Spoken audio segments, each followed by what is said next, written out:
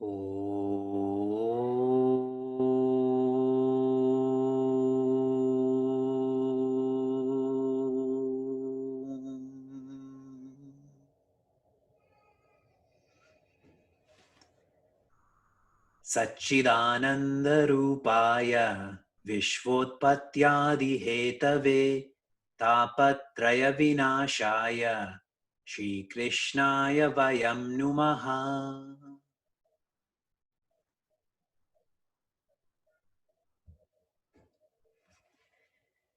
Janmadhyasya yatonvayaditaratascharteshvabhignaswarat Tene Brahma Hridaya Adi Kavaye Muhyanti Yatsurayaha Tejo Vari Mridam Yatha Vinimayo Yatra Trisargo Mrisha Tamna Svena Sada Nirastakuhakam Satyam Param Dhimahi Dharma Projita Ketavotra Paramo Nirmatsaranam Satam Vedyam Vastavamatra Vastu Shivadam Tapatrayon Mulanam Srimad Bhagavate Mahamuni Krite Kim Va Parerishwaraha Sadyo Hridyavarudhyate Trakritibihi Shushrushubi Tachana.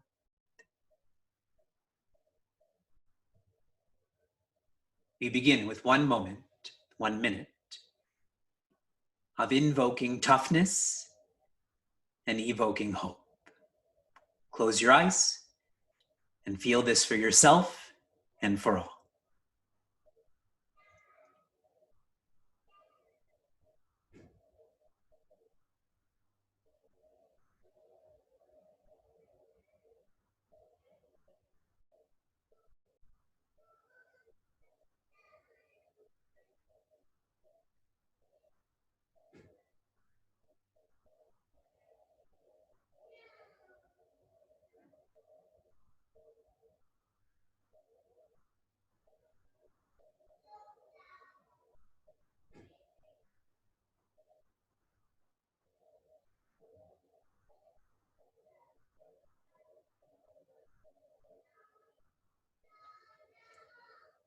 Hari Om, and greetings from Niagara Falls.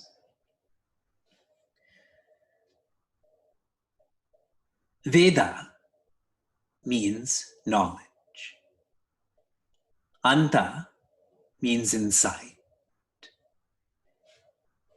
The knowledge of what's inside. We have a habit to intellectualize this, which means to keep this separate from us.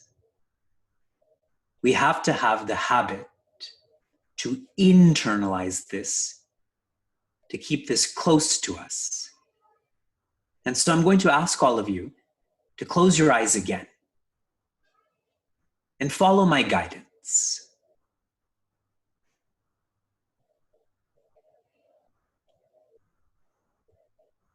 Feel the body,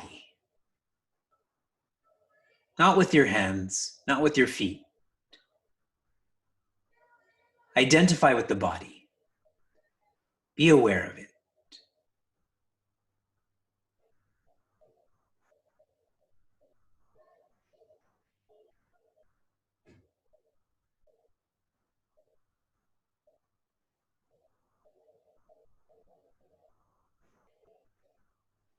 What's inside of the body? Start to feel the breath, how oxygen, how blood pervades this body, keeps it alive.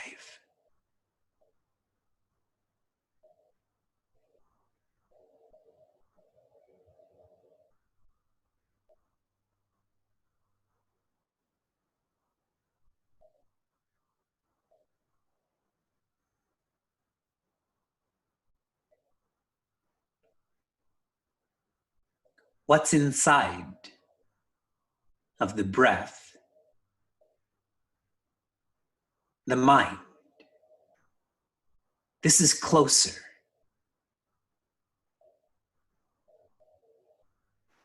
Start to feel all of the thoughts flowing in and out of you.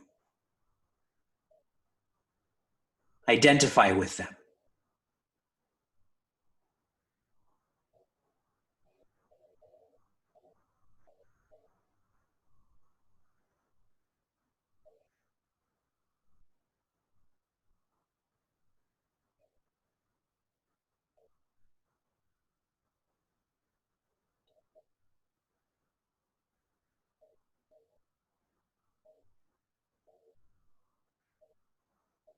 What's inside of the mind? The intellect. That which steers the mind, watches the mind. Feel this faculty. Identify with the intellect.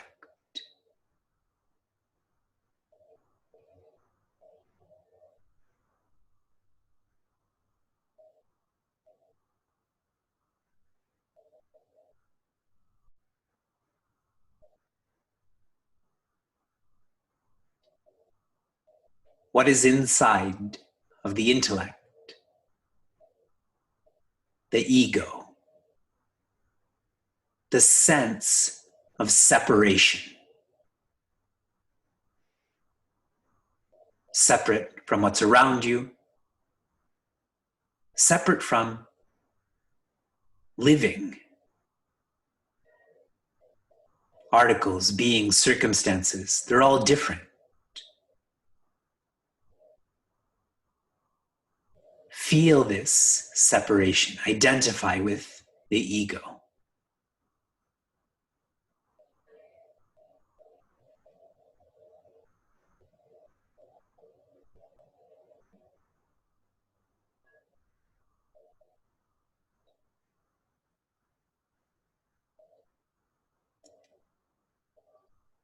What is inside of the ego? The spirit. The divine presence. Life. This is the closest, holding all else. Identify with this. Feel who you are.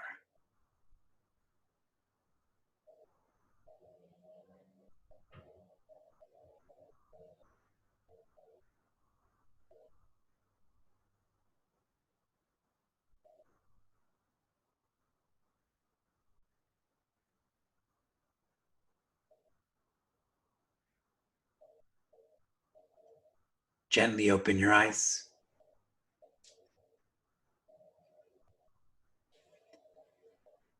Our course is focusing on knowledge to build faith.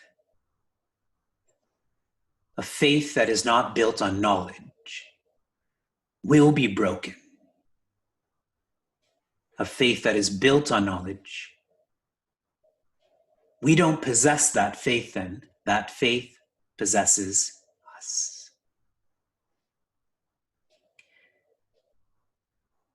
We completed the 7th skanda last class. In 2009, Swami Tejomayananda had organized a World Workers Conference. An Overseas Acharyas Conference. And when I was there, he shared with all of us, all of the teachers of Chinmaya Mission outside of Bharat, outside of India, that Chinmaya Mission is built on 2 pillars, the Acharyas and the Grahastas. 2 pillars. I was most inspired by this truth being shared by the head of the organization at the time. Sheila and I were engaged, and I thought to myself, I get to be part of both pillars, as an Acharya and as a Grahasta. visualize this. If one of those pillars is weakened or breaks, the whole organization falls. Yes? We are one of those pillars. As grihastas, and our dharma is to be grateful and generous. Last week, I said the opposite, correct? I said generous and grateful. I consciously did that to encourage you to reflect. Generosity does not come before gratitude. Gratitude comes before generosity. And I wanted you to reflect on that, to identify with the teaching from Srimad Bhagavatam. And who's teaching all of this? Rishi Narada. Rishi Narada is a sadhu. The word sadhu comes from the base sad. And what this means is, parakarya sadnoti iti sadhu. One who helps others be responsible is a sadhu. One who helps others fulfill their responsibilities, in other words, they work for everyone, is a sadhu. And that's how this skanda was completed, with a detail about Rishi Narada. We now come into the 8th skanda. I want to share a review and framework with all of you before we get into those details. Vedanta and Bhagavata began on January 6th, 2019, with section 0, which essentially is called the Bhagavata Mahatmya. We explored 6 chapters on the greatness of Bhagavatam. The first section, which consists of 19 chapters, has a focus on adhikari. Who is a student of Bhagavata? The second section, which is 10 chapters, focuses on sadhana. What is a student supposed to do? What discipline, what practice? The first and second section can be put together. There's a micro presentation. Bhagavata is immense, but the first 2 sections are very micro. They're very personal. The student and the student's doings. The third section, 35 chapters, focuses on sarga, which is creation. The fourth section, 31 chapters, visarga. There is regular creation, there is special creation. There's creation of the elements, there's creation with the elements. The fifth section, I can't think of a better definition for skanda, so I'm using section. It's not chapter. That comes later. 26 chapters, a focus on sthana. Sthana is positioning, establishment, the surface of the combination of these elements. The third, fourth, and fifth skandhas can be put together. They are most logical. A lot of logic on creation theory is used. How did this come? Why did this come? Where is this going? So micro presentation to relate to Bhagavatam, then logic is introduced for 3 skandhas. The 6th skandha, 19 chapters. The focus is poshana. Poshana is grace. Everyone is here, but how is everyone here? And that is through the grace of the Creator. The 7th skandha, which we just completed, uti, Uti means blueprint, one's vasanas. How come you're like that? How come I'm like this? What's deeper than what we're experiencing? So thus far, over 46 classes, I don't mean 46 plus. We have explored 161 chapters relating to Srimad Bhagavata, and the notes that I'm reading, that's 796 pages. So an immense scripture that we are navigating through, which now leads us to the 8th skanda, which is 24 chapters, and the focus is Sat Dharma, S-A-T, Dharma, and when they're put together, it becomes Sad Dharma. But I open the words first, Sat Dharma. The 6th, 7th, and 8th skandhas can be put together, and the focus is not logic, but faith. When logic ends, what begins? Faith. We have bees that are living with us. And that will come in Bhagavatam too. I think our bee wants to join us. You will experience this more deeply as we go through the 8th skanda. And what you will get to experience, starting with today, is Gajendra Moksha, how an elephant is enlightened. Then the famous Kshira Sagara Manthana, the churning of the Milky Ocean, is in this section also. And all of those cool gifts that come out from the ocean. We'll continue to Mahabali. And with Mahabali comes Bhagwan Vamana. And this skanda is completed with Satyavrata. And with him comes Bhagwan Matsya. So lots of content in the 8th skanda. And when this is finished, we begin the 9th skanda with Bhagwan Rama, and then the 10th skanda with Bhagwan Krishna. Remember, I keep saying, don't keep the distance, keep up with the distance. And that's what we're doing. Gajendra Moksha. I'm on chapter 3, verse 6. The meter is different, so I'm going to slow it down for all of us to appreciate.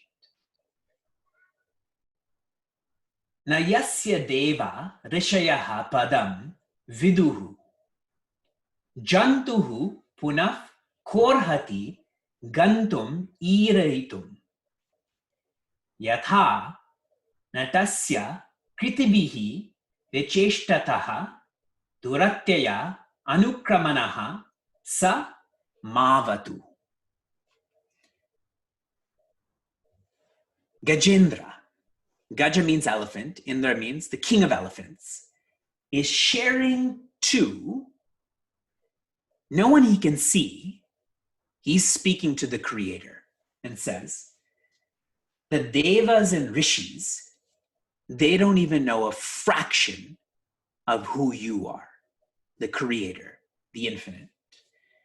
Then how is it possible that a human, that an animal like me can know you? And now he gives a comparison. All of those who are sitting far from a stage, when they see a nataka, when they see a play and they see an actor, they don't know what's beneath that actor.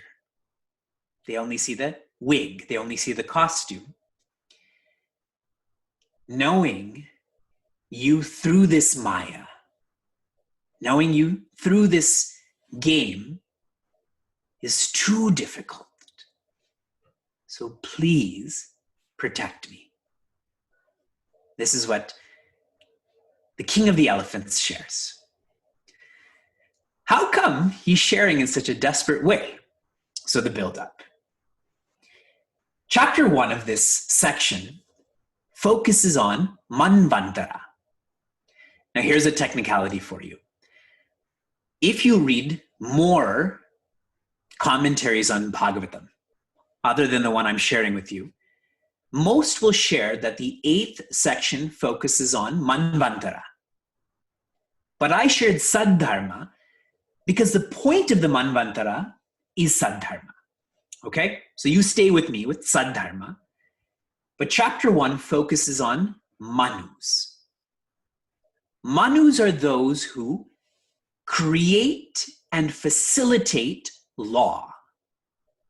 They are administrators. And a Manvantara is a period that such a administrator has. And what's so realistic about this is that with the changing of each Manu, the Devas change, the Rishis change. And that happens with our president and prime minister, no? The house changes, the cabinet changes. I'm sharing things like I know what I'm talking about, but those who do know, you can appreciate the realism, yes?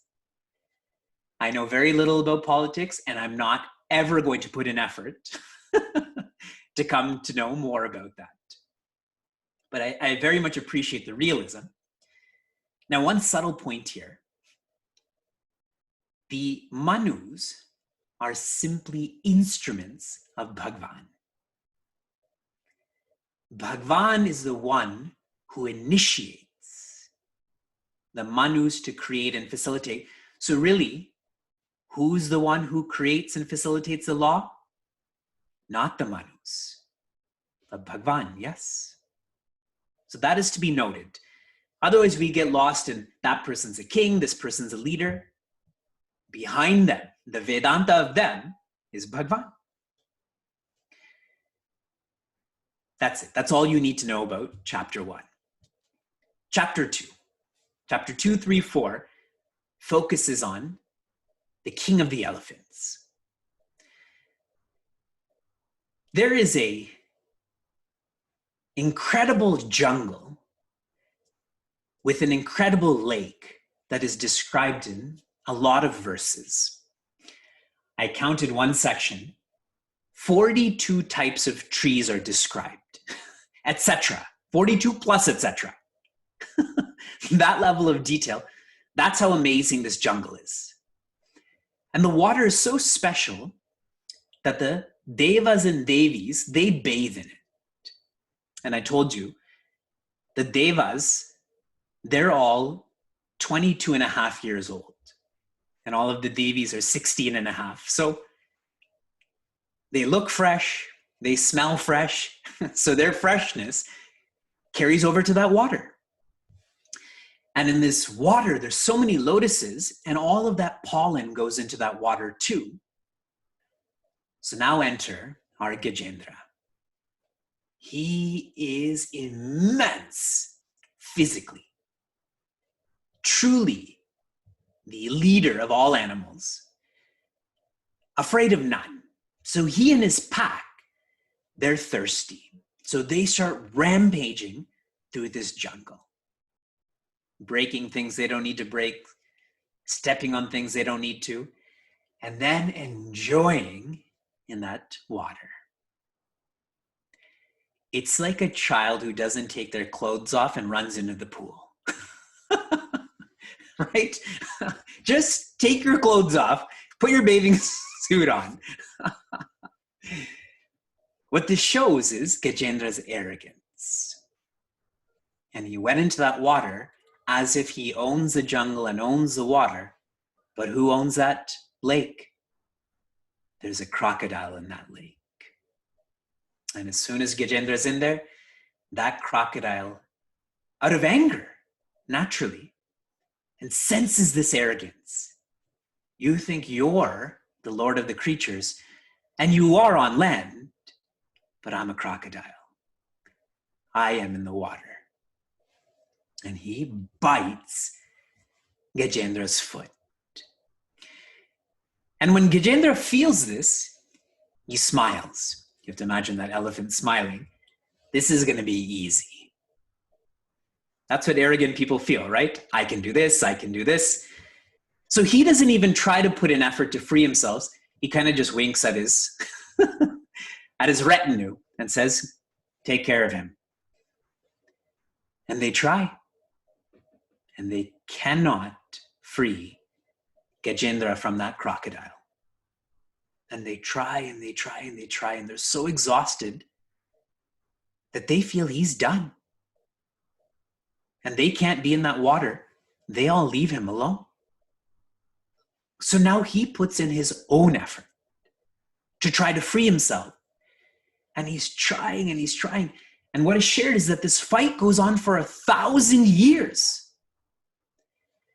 When our sons fight for 10 minutes, it becomes overwhelming.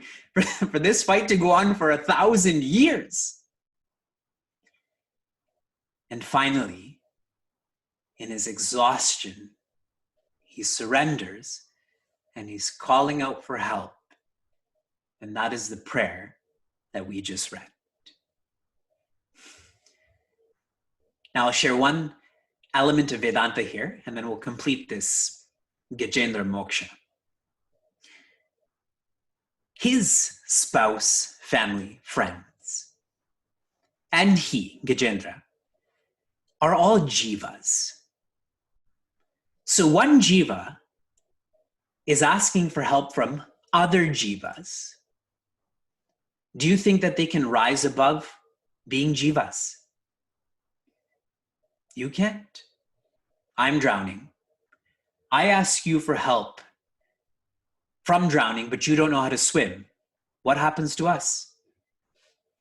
We drown faster then, no? We become more tired. So that's what's shown here is jivas can help jivas in a functional way. You can drive me here, I can cook you this. But when it comes to freeing ourselves of sadness, anxiety, stress, jivas cannot help jivas. So then he tries himself. Can a jiva help herself or himself? That jiva's in quicksand. All of the effort that jiva makes, that ego makes, only tires one out. It is only when we have the faith that another person's effort and my own effort is not enough. This is not a message of don't try. I grew up watching The Simpsons, and I repeatedly heard Homer tell his kids, whenever they would face hardships, the lesson is don't try. That is not my message here. You, of course, should try, but understand and appreciate that you cannot be free by yourself. The Guru Shishya Parampara, Bhagwan. So we'll read one more shloka. I'm now on the 4th chapter, the 3rd verse. 4th chapter, 3rd verse. This is what Rishi Shuka is telling Raja Parikshita. You remember them, yes?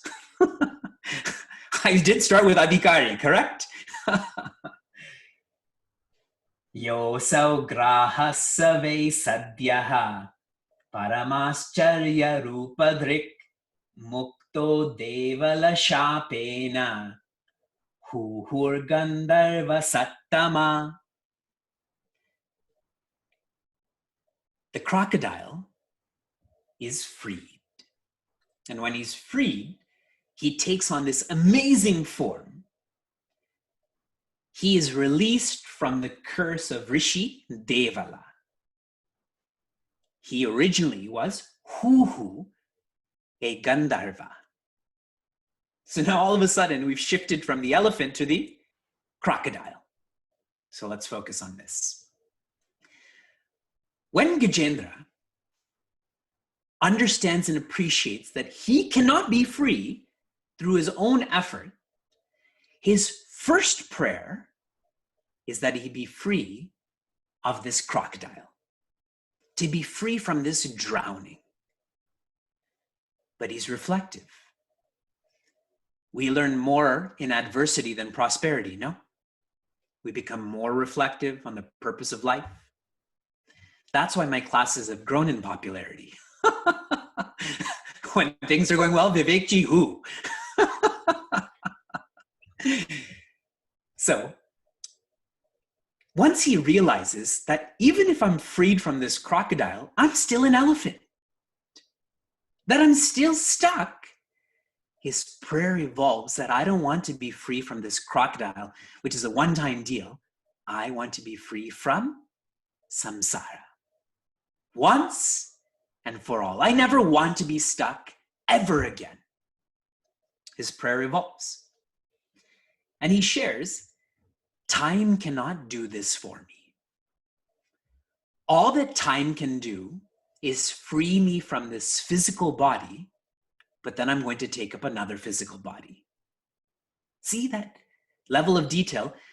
He essentially is sharing, I'll just let myself drown and be eaten by that crocodile. So time worked. I'm not stuck anymore, but then I'm going to be born again, yes? He says, only Bhagwan, who is the embodiment of knowledge, of insight, can end my ignorance. That I am not the body or breath or mind or intellect or ego. I am the spirit. So he is most knowledgeable, most insightful, he can see through Maya. And then his prayer is answered. Bhagwan Narayana manifests as Hari. Many of you have that name, or you're married to people named Hari. Hari comes from the base Hara, which means Harati, which means to steal. And this prayer, where Bhagwan Narayana manifests as Hari, he needs to come in and I'll make a lame joke here, in a hurry to be with Gajendra. So how does he get there fast? Garuda. His divine vehicle is waiting. And Bhagwan Hari is on the divine Garuda and flying towards this fight that Gajendra is giving up. He's going to allow himself to be eaten and drowned. And Garuda is moving too slow. He's feeling anxious. Bhagwan Narayana, Bhagwan Hari is feeling anxious that what will happen to Gajendra? And Gajendra too is feeling anxious and he's slowly being pulled into that water. And he's offered this lotus. I told you that lake is filled with that. And he doesn't feel that Bhagwan is going to see that, so he throws it in the air. It's like when we offer flowers in our puja, right? From far away, we're throwing it. I don't want to go to the altar. Too many steps, too many people. And so Bhagwan Hari, he jumps off of Garuda. Obviously, he's faster. And as he jumps off, one hand goes to catch that divine lotus. One hand, he releases a Sudarshan chakra. So now that hand is freed. And with his other hand, he holds Gajendra by the trunk. So he has the lotus, the Sudarshan chakra cuts open the mouth of that crocodile. So now his foot is free and he lifts him up by his trunk onto land.